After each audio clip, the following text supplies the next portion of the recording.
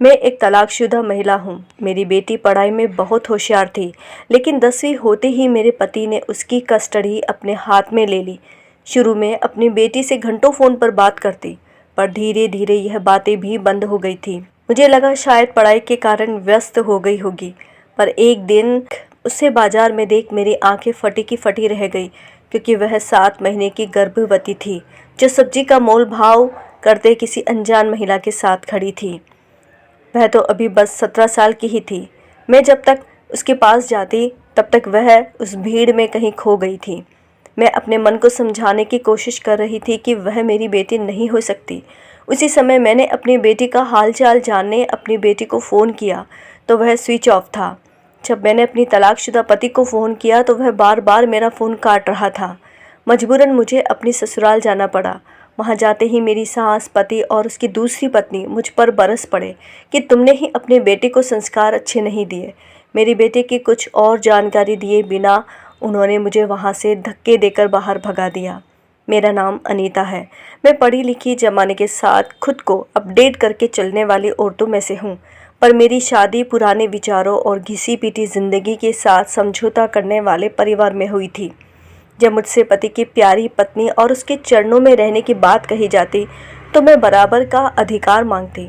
ससुराल में बहू को बराबरी का हक मिलना, वह भी ऐसे परिवार में, थोड़ा नामुमकिन था। मुझे समझौता करने के लिए चारों तरफ से दबाव बनाया जाने लगा।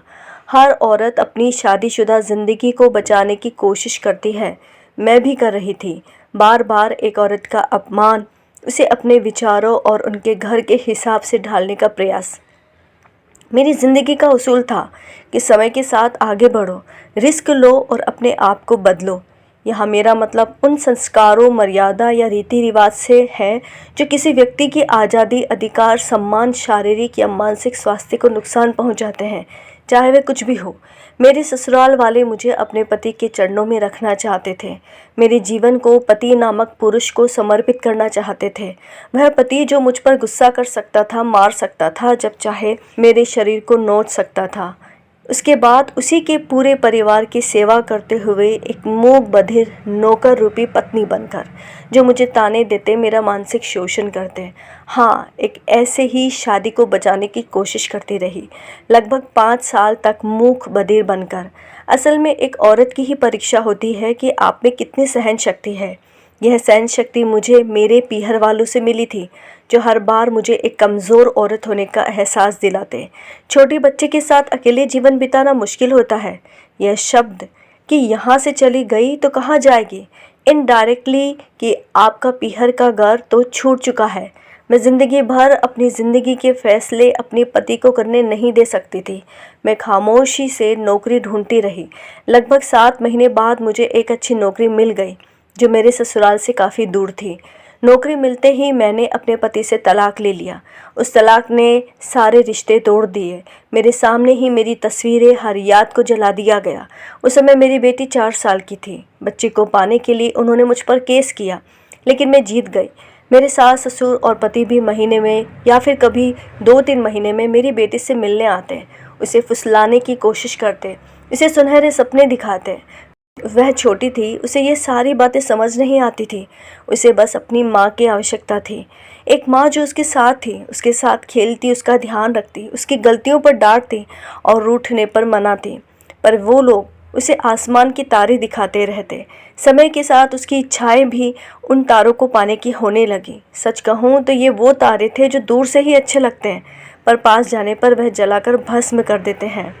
आखिरकार एक दिन मेरी बेटी का मन बदल ही गया। वह एक भरे पूरे परिवार में रहना चाहती थी, जहाँ दादा, दादी, पिता और सौतेली माँ और उनके बच्चे। उन लोगों ने मेरी बेटी का मन जीत कर मुझे अकेला कर दिया।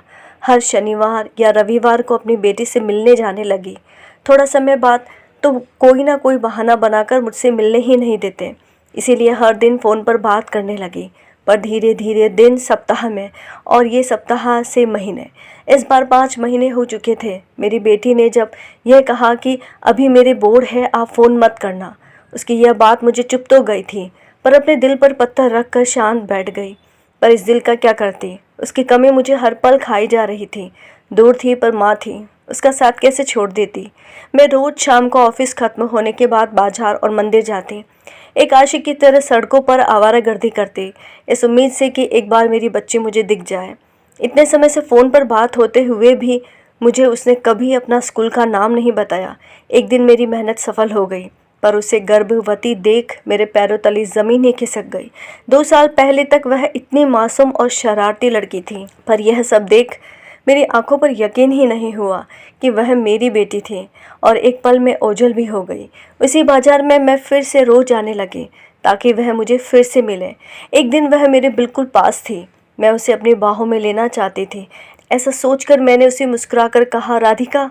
तब मेरी बात को काट कर राधिका के साथ खड़ी उस औरत ने कहा, कौन है यह, क्या तुम जानती हो?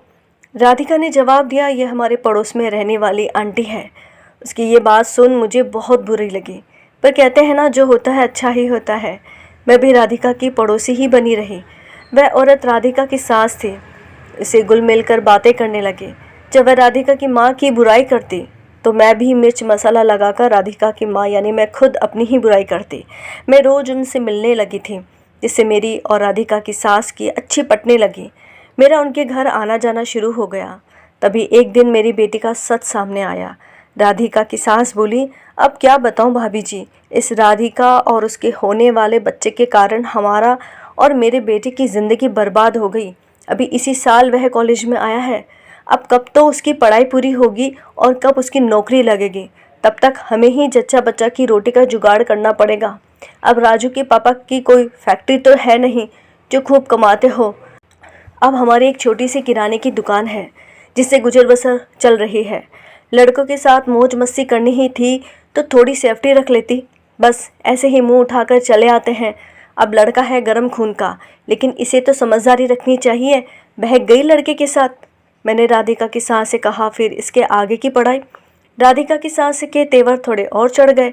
वह बोली, कोई पढ़ाई वढ़ाई नहीं, यह पढ़ने चली जाएगी तो बच्चे को कौन संभालेगा? जिसके बच्चे वह जाने, पैदा किया है तो संभालो और बड़ा करो। हम तो बस 2 ही वक्त का खाना दे देंगे, या फिर कहो अपने बाप से और दादा दादी से जो बच्चे को संभाले और पढ़ने पढ़ाने भेजो। अब आपको एक पते की बात कहूँ भाभी जी, इसके दादा दादी ने 5 लाख रुपए दिए। हमारे सामने घिड़घिड़ाने लगे कि लड़की की बदनामी हो जाएगी, अब कौन शादी करेगा इससे? अब आप बताओ, 5 लाख से क्या पूरी ज़िंदगी भर राधिका और उसके बच्चे का खर्चा चल पाएगा? पैसे और बेटी देकर ऐसे गायब हुए कि वह दिन और आज का दिन राधिका का चेहरा तक ना देखा। कैसी है, जी रही है या मर रही है? और इसकी माँ, वह तो और 2 कदम आगे पैसा कमा रही है, बेटे का हाल चाल ही पूछने आ जाती। मैं भी उसकी हाँ में हाँ भर रही थी। मैं उसे बेबस होते देख रही थी। अपने लगभग 8 महीने के गर्भ को एक हाथ में थामे वह चाय पानी ला रही थी। उसकी चाल धीमी धीमी और चेहरे पर थकान और पसीने की धारा में भीगा जो उसके ब्लाउज को भिगा रहे थे। फिर टेबल पर चाय पानी रख साड़ी के पल्लू से पसीना पोंछ रही थी। जब भी उसे अकेले में बात करने का मौका मिलता, उससे कहती कि मेरे साथ चलो राधिका, पर उसका जवाब हर बार ना होता। राधिका का पति राजू, जो गैर जिम्मेदार था, कॉलेज में लड़कियों के आगे पीछे दौड़ता। इस अवस्था में राधिका को सब कुछ बताकर उसे और चिंता में नहीं डाल सकती थी। एक माँ की आत्मा छलनी हो जाती है जब उसकी बेटी उसी की आंखों के सामने तड़पती रहती है और वह कुछ नहीं कर सकती। मैं इसी बात का इंतज़ार कर रही थी कि कब मेरी बेटी फिर से अपनी उंगली बढ़ाकर कहे कि माँ, मुझे अपने साथ ले चलो। मैं उसे खुशी के साथ ले जाना चाहती थी। उसे इस बात का मलाल ना रहे कि एक माँ ने उसका ससुराल छीन लिया। एक दिन राधिका के ससुराल जाते समय कुछ भीड़ इकट्ठी हो रही थी। वहाँ कुछ लोग वीडियो बना रहे थे तो कुछ सेल्फी ले रहे थे। वहाँ 9 महीने की गर्भवती मेरी बेटी थी जो सड़क पर तड़प रही थी। मैंने अपने ड्राइवर की सहायता से उसे फटाफट अपनी कार में बिठाया और अस्पताल लेकर गई। उसने एक बेटी को जन्म दिया। वे दोनों स्वस्थ थे। सूरज की सुबह की किरण निकल चुकी थी, पर उसके हालचाल देखने ससुराल से अब तक कोई नहीं आया था। जैसे ही मेरे ड्राइवर ने बताया कि राधिका के ससुराल वाले आ रहे हैं, राधिका को कहकर मैं वहीं पास में छुप गई। तभी राधिका की सास ने बच्चे के ऊपर से कपड़ा हटाकर देखा और अपना हाथ सिर पर पटक कर बोली, अरे करम जली, कम से कम छोरा तो दे देती। राधिका एक गुनहगार की तरह फिर से भी चुप थी। राधिका की सास ने कहा, अस्पताल में सभी सुविधाएं हैं, यहाँ सभी तुम्हारा ध्यान रख लेंगे। अब घर पर कोई नौकर चाकर तो है नहीं, तुम्हारे ससुर को दुकान पर जाना है और तुम्हारे पति की परीक्षा है, तो हम जा रहे हैं। ऐसा कहकर वो चले गए। उनके जाते ही मैंने राधिका के पति की करतूतों की वीडियो बताई और कहा, कैसा रिश्ता निभाना चाहती हो? यह शिक्षा कहाँ से मिली है कि सब कुछ बर्दाश्त करो? तुम्हारी दादी ने दी या पिता ने? बस करो अपनी ज़िंदगी के साथ इतना अत्याचार करना। तुम्हारी ज़रूरत नहीं है उनको, लेकिन इस बच्ची को तुम्हारी ज़रूरत है। मुझे तुम्हारी ज़रूरत है। हिम्मत करो और कुछ तो कहो। याद है तुम्हें, जब तुम छोटी थी, मैं तुमसे एक बात हमेशा कहती थी कि तुम मुझसे कितनी भी नफ़रत करो, मुझे मारो, मुझसे नाराज़ हो जाओ, दुनिया का सारा गुस्सा मुझ पर निकाल दो, पर तुम्हारी माँ हमेशा तुम्हारे साथ होगी। कहाँ है वह लोग जिनके लिए तुमने मुझे छोड़ा, और कहाँ है वह लोग जिसके लिए तुमने अपने दादा दादी और पिता को छोड़ा? पर मैं आज भी वहीं खड़ी हूँ, तुम्हारा इंतज़ार कर रही हूँ कि तुम फिर से मेरे साथ लौट आओगी। राधिका अंदर से टूट चुकी थी, भरी हुई थी कि उसकी आंखों में आंसू की धारा बहने लगी। और जब उसने मुझे पुकारा, माँ माँ, मुझे अपने साथ ले चलो, नहीं रहना मुझे किसी के साथ, वह मुझसे लिपट गई। न जाने कितने समय से मैं तड़प रही थी अपनी बच्ची को गले लगाने, मानो मेरी खोई हुई दुनिया मुझे फिर से मिल गई। शाम के समय राधिका के सास ससुर, पति और उनके दादा दादी और पिता मिलने आए। उस दिन राधिका ने बड़ी हिम्मत करके तलाक लेने की बात कही, जिसकी बात सुन राधिका की सास बहुत खुश हुई। वह बोली, हाँ हाँ, ले लो, आज ही ले लो और मेरे बेटे को आज़ाद करो। अभी तो उसके खेलने कूदने की दिन है। और हाँ, तुम्हारी और इस बच्चे का भरण पोषण वाला डंडा मत रख देना, हमारे पास देने के लिए ना है इतना पैसा। राधिका की दादी बोली, अच्छा, तो तुमने भी अपनी माँ की तरह ही कोई नौकरी ढूंढ ली है, या तुम यह सोच रही हो कि तुम्हारा बाप तुम्हारी जिम्मेदारी उठाएगा? तो सुन, उसके वैसे भी बीवी, बच्चे और ऊपर से बूढ़े माँ बाप हैं, तो अच्छा यही होगा कि अपनी सास से माफ़ी मांगो और उनके साथ जाओ। तभी राधिका की सास को गुस्सा आ गया। वह बोली, अरे, जब यह हमारे साथ नहीं रहना चाहती है तो ज़बरदस्ती क्यों कर रहे हो? हम नहीं रखेंगे। मेरी बेटी एक बोल की तरह उछल रही थी, कभी उस पाले में फेंकी जा रही थी तो कभी उस पाले में। तभी मैं वहाँ गई। मुझे देखते ही उनके चेहरे पर खामोशी थी। चिंता मत करो, वह मेरी बेटी है और कल भी मेरे साथ ही ज़िंदगी भर मेरे साथ रहेगी। एक बाप की संपत्ति पर बेटा हक जता सकता है, तो एक माँ की संपत्ति पर भी बेटी हक जता सकती है। उसकी माँ के पास सारा जहाँ है। मेरा परिचय जान राधिका की सास भी आश्चर्यचकित थी। इतने समय से मैं उसकी सहेली नहीं थी, बल्कि अपनी बेटे के लिए उसकी सहेली बनी थी। जल्दी ही मेरी बेटी का तलाक भी हो गया। वह फिर से आज़ाद थी, जीवन में एक सबक के साथ। राधिका ने फिर से अपनी पढ़ाई शुरू की। वह पढ़ाई भी करती और अपनी बेटी को भी संभालती। मैं नौकरी भी करती और दोनों बच्चों को संभालती। राधिका एक होशियार लड़की थी। आज वह अपनी मेहनत के दम पर एक सफल डॉक्टर है। उसने फिर से शादी की। आज हम सभी साथ रहते हैं। अंत में यही कहूँगी कि बदलाव से डरो मत। हाँ, हो सकता है तकलीफ़ों से गुजरना पड़े, पर मान कर चलो, जीत निश्चित होती है।